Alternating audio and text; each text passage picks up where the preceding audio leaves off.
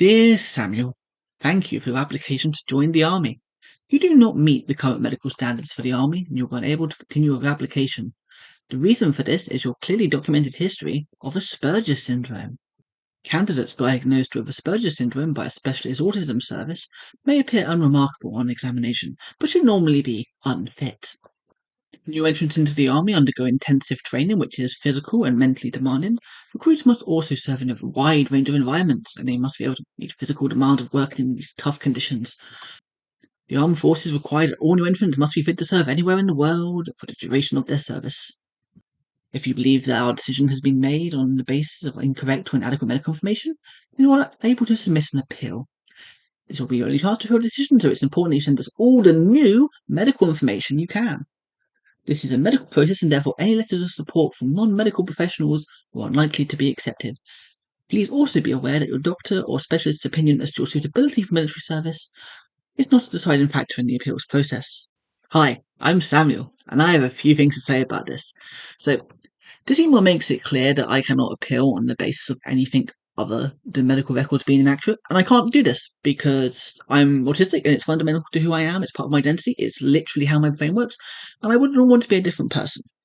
So if I'm to take them at their word, there's nothing I can do from within the system as it currently stands. I received this email 2 weeks ago, and since then I have spoken with a lot of people about what I should do about this, and the prominent question I got back was, what is my goal in challenging this? Do I want to get the job, or do I want to change the policy? As if this is a one or the other debate, that by speaking out I will make it far less likely that an exception might be made for me. But this should not be a consideration when faced with a policy that allows discrimination on the basis of disability or the perception of disability of hundreds of thousands of people in Britain, which flies in the face of the Equality Act of 2010, the Human Rights Act, and therefore the ECHR and the Convention of the Rights of Persons with Disability, as I've printed out here. It's a matter of law, justice, and human rights. In my case, on a personal level, this really hurt. After I got this letter, after months of chasing up GPs to transfer medical records and talking to recruiters and pushing myself to improve my physical fitness above the standards, I'm rejected for the same reason that I always have been, going back to primary school, because my brain works differently, and it made me angry. I wasn't denied a job on the basis of an interview or the application process, but on the basis of medical records. Outside of my diagnosis, I more than fit the criteria. I've spent the last year and a half getting myself in shape. In fact, the day after I received the email, I hiked 32 kilometres across the hilly terrain in an effort to distract myself from the sense of injustice. Here's a map. In terms of qualifications, the Army only requires A-levels. I have a bachelor's and a master's degree in very relevant fields: international politics and human rights and humanitarian law, also known as the law of armed conflict. I know the Army can and should be able to deny employment on the basis of disability. You can't have someone who is paralysed or blind go into battle. But to have a policy which is essentially a blanket ban not only on autistic people but also a broad ban on people with ADHD is completely ignorant and is based on seeing people like me as incapable. Because it's not just saying that I am disabled and therefore wouldn't cope, it's grouping together a section of society, neurodivergent people, people who are in the minority, and saying, because you behave differently from us, you are inferior. It is an assumption based on stereotypes from poor media representation. There are, of course, some neurodivergent people with learning difficulties and some who do not speak, which would understandably be a hindrance in the military. But, in the same way, the Army does not have a blanket ban on people who have imperfect vision.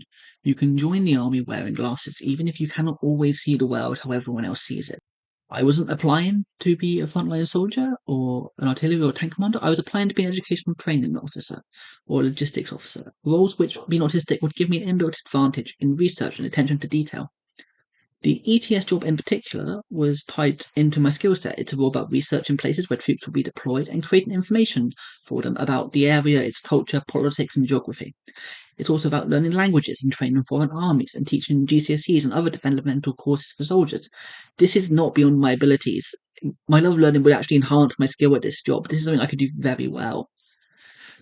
The reason I used the word diagnosis earlier is that I know people in the Army who are autistic but do not have a formal diagnosis. In fact, I spoke to a recruiter who said that they felt that my being autistic probably wouldn't be an issue because they probably had a similar condition and were never diagnosed. I also know people who have been in the OTC but without a formal diagnosis. In regards to the Army military selection policy, the idea that I or others like me cannot undergo intensive training or unable to serve in difficult environments is honestly insulting. I have never required medication. There isn't any for autism. It's not something you can cure. I understand this part of the email is generic, but I feel like this is part of the problem with how neurodivergence is perceived and understood.